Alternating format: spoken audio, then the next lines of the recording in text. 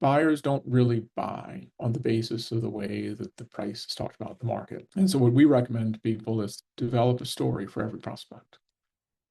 So what's that story then going to be about? It's going to be about how your company, when added to another company, adds new customers, adds new products that their current customers might want, reduces costs, or adds talent to the team.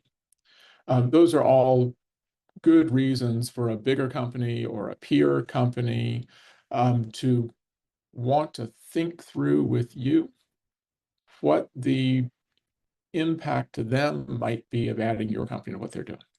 Now, what's not in that story is what's the multiple of last year's EBITDA on my standalone business that somebody might pay if they're interested in buying my business. In fact, that's explicitly not part of that story. Because a multiple of last year's EBITDA is a really common way to describe the price after the fact in the sale of a business. But it's not how anybody made the decision. So both the multiple and the thing it was multiplied against, EBITDA usually, which is earnings before interest, taxes, depreciation, and amortization, are negotiated numbers. So someone has negotiated how should they interpret past numbers with the buyer to come up with a number, and then they've negotiated what should the multiple of that number be that sort of makes sense as a way to describe a deal. But when the buyer by themselves was making a decision about what to offer, both overall price and terms, their own discussion probably went, what's my return on investment on whatever money I'm putting out up front? And so what the buyer was doing was saying to themselves, probably without the seller in the room,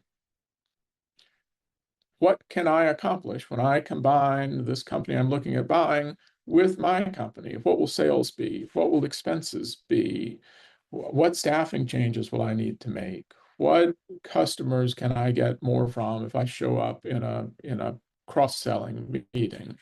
What opportunities are there to do something in my marketing that's going to make a big buzz out of this? The discussion internally at the buyer's level was not what happened last year. It was what's going to happen over the next 5 years is going to make this price make sense. If the question that someone interested in selling a business put to the buyer was, do you want to buy my company or not? You're definitely not going to be in the conversation about what happens after the sale. But if you want to influence what the price is, you have to be in the conversation about what happens after the sale.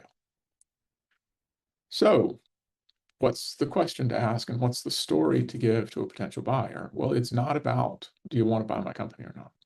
It's not what's the price as a multiple of last year's earnings that you'll pay. It's what impact would it have on your business if we were to combine what I'm doing with what you're doing? And what could we do in sales together if this were a joint effort and a joint exercise? Or what could we do in expense savings together? Or how could we get the best members from both of our teams to work together effectively so that we're doing something better than either of us could have done alone?